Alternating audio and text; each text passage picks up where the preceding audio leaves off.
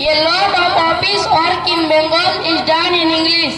I was greatly benefited by the English class which I attended. I have understood that it is important to know English and Bengali equally well. Is this a permanent job? Yes, of course. See, I have brought sarees and sweets for you and Ruma. I am so happy. Yes, mother.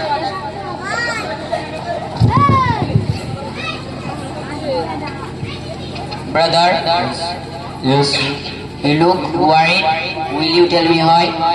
I was the Queen of Bengal speech. This is my land, my people, but now everyone is keen to learn English.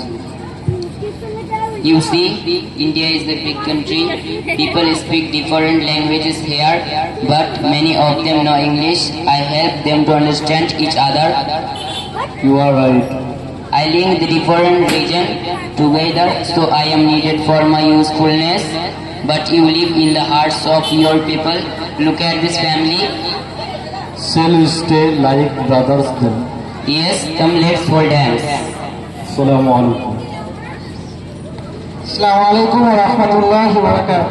ঠিক আছে, ওরা চেষ্টা করেছে।